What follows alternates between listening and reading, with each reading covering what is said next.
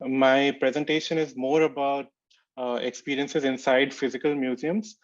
The title of my presentation, as you can see, is Experience Design Insights for Mixed Reality Museum Exhibits. And this study belongs to a part of my research methodology where I've been interviewing a lot of professional curators, designers, artists, and researchers that are working in the field. I'll just give a little bit of background about myself. Right now, I'm in Newcastle upon Tyne. I am a PhD student in Northumbria.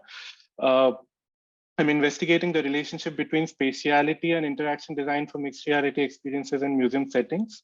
I belong to a city called Ahmedabad in India. It's on the western side of India. And if I get the opportunity, I also make new media art every once in a while, uh, which is which kind of plays with the idea of interactivity or movement in space and so on.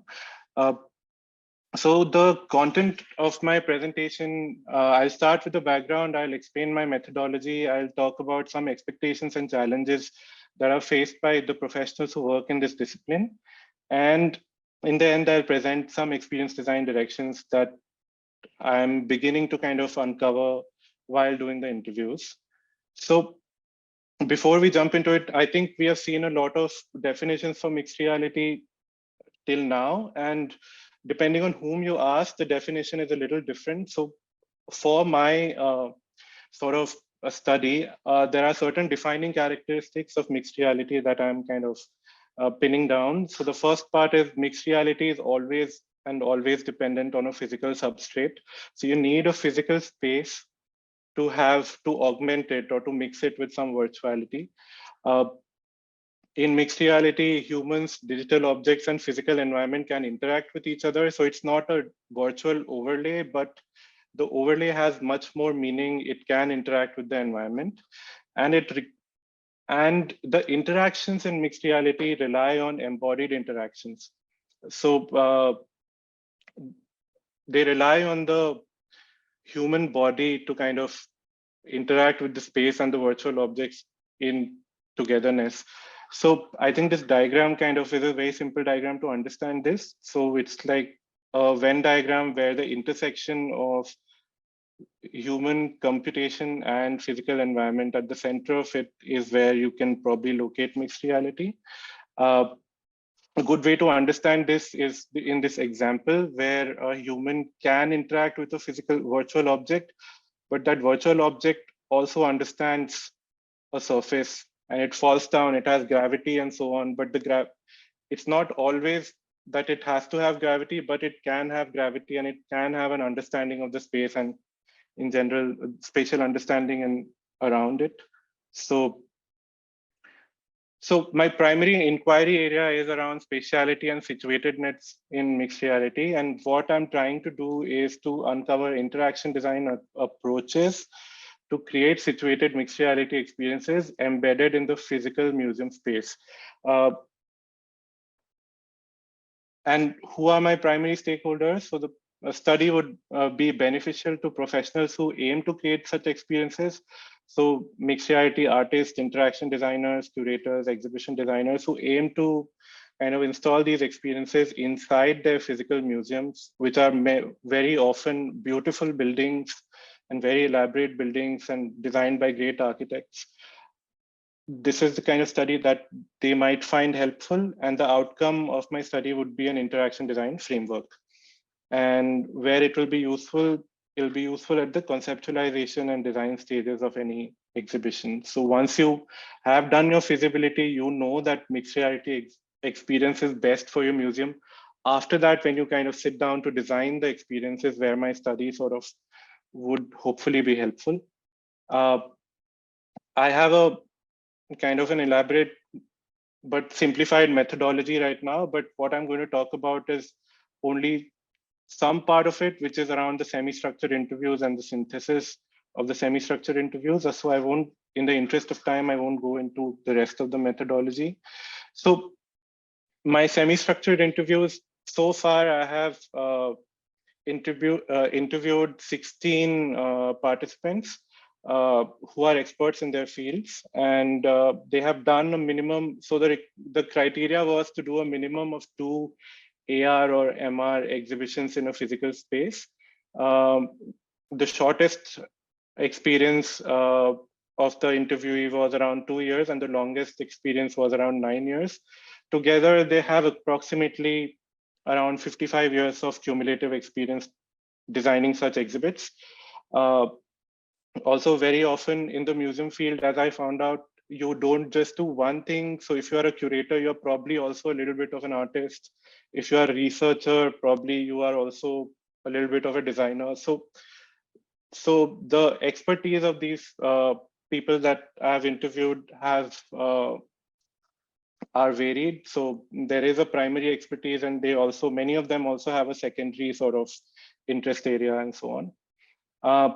So I'll just jump into the main part of my presentation, which is the findings from my study.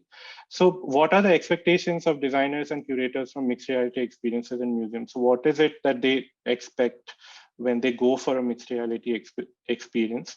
So there's a general perception that mixed reality is able to increase immersion and engagement. So there's a perception that the experiences can be fun, they are larger than life, playful, magical, and so on. I know we spoke about aura a lot, but aura is like even there inside like the augmented or mixed reality sort of domain, where virtual objects in physical spaces are often considered, or they are thought to have a sort of aura because they are location specific.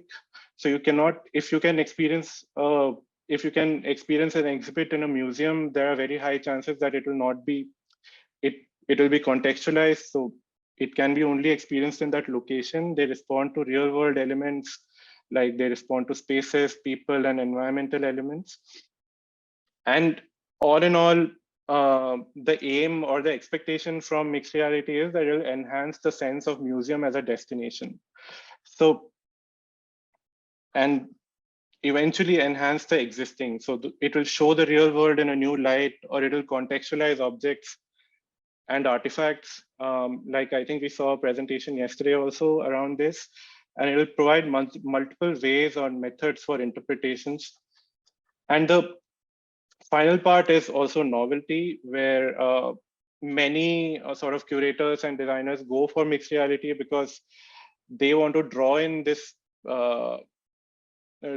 kind of demographic that is interested and enthusiastic about technology. And they also want to use the medium as a tool to speculate about the future.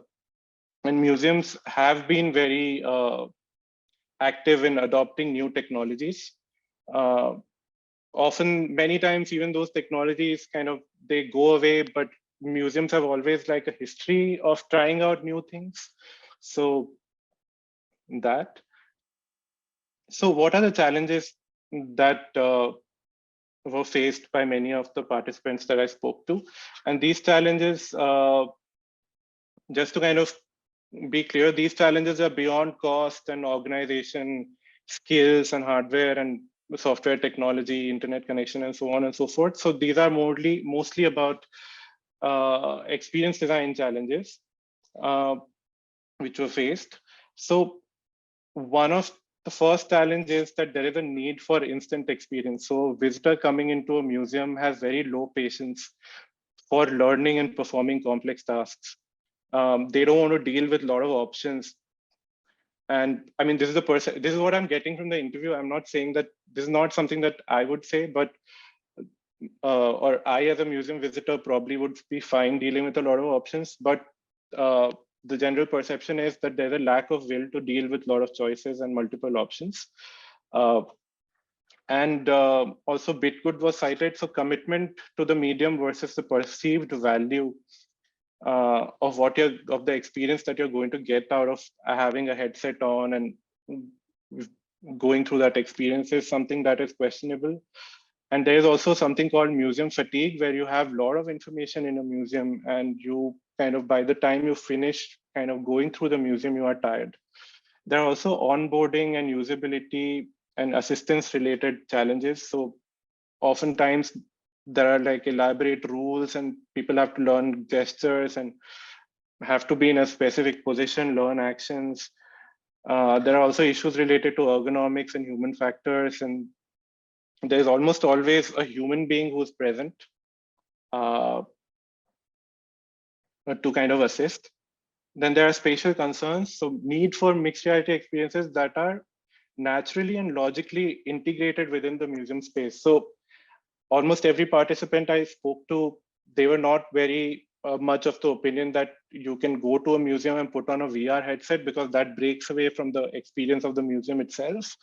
Many times the aim is to provide a break from reality, but for visitors, museums are already somewhat fantastical spaces. So museum building itself and the collection itself is a fantastical space. So to build like an alternate sort of version of that inside the museum did not make sense to some of the participants. And then there's the onlooker's dilemma. So there are also many times people visit in groups. So you need to engage the bystanders, people who are standing in lines, people who are not committed to using it, but probably would want to use it at some point. And also they are hardware dependent. So a longer the MR experience or the duration of the experience, the lesser the number of people who can experience it. So these are some of the challenges that were faced by people, the interviewers that I spoke to. Okay, so what are some of the design directions that I'm guessing or gaining from the interview? So one thing just to note is the visuals are my personal interpretations of the insights and may not represent comprehensive use cases. And the assumption is that the head-mounted AR devices, sorry. So the assumption is that the head-mounted AR devices are commonplace or ubiquitous like smartphones are. So this is somewhat in the future. And the interpretations of the insights are my own, especially the visuals. So human interactions in space. So the first sort of insight is that using the natural human interaction with space to identify the intention of the visitor. And how do you kind of understand the natural interaction in space is through by understanding the position of the visitor, proximity of the visitor to the object of interest, orientation, gaze, movement, and so on. So you don't have to be like, you have to probably try and guess the intention of the visitor before the visitor explicitly states their intention. The other sort of insight is around mapping data in space. So using the inherent spatial perception and knowledge in humans to inform them about the potential agency in MR. So what is it that they can do in mixed reality? And mapping the sort of, for example, the example here that shows a timeline mapped onto a physical sort of space. Then there are experiences grounded in architectural elements. So museums often have these very kind of typical architectural features like windows, doors, ceilings, floors, etc. So leveraging what you already have and using the meaning of a door and converting the meaning of a door into something else, maybe to kind of enhance a mixed reality experience. So mixed reality experiences that depend on spatial elements to acquire their full meaning. So you can anchor an experience onto a physical object. You can substitute a physical object with a virtual object, or you can complete an incomplete sort of object. Then the other one is MR design processes adopted from storytelling disciplines. So using methods and narrative structures from film, animation, theater, and older forms of media to design effective MR experiences. So these processes can help control time and aid in navigation. For example, the image here shows chapterized experiences where there are different chapters of an experience playing out in different parts of the space.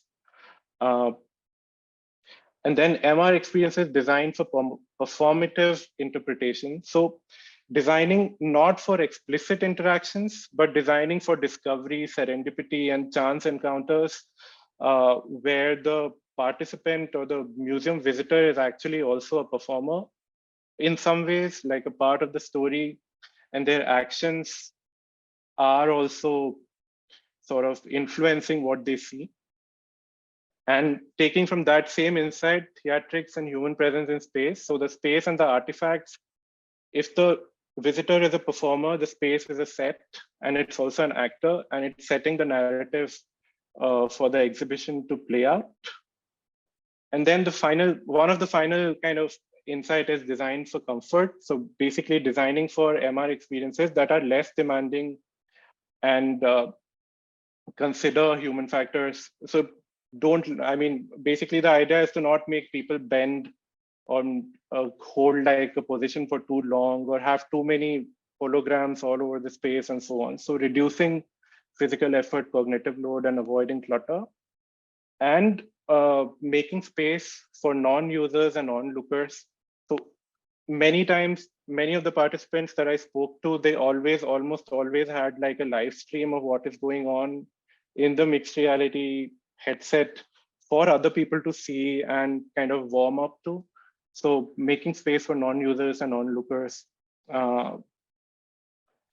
And also integrating spatial audio. So integrating spatial audio as an integral component of the design and not as an afterthought. These headsets, even by today's standards, they are pretty capable of having very sophisticated spatial audio. So you can probably use that and to inform and immerse. And the final insight is around considering diverse onboarding strategies. So multiple modes of instructions if you need, tutorials for every possible pain point.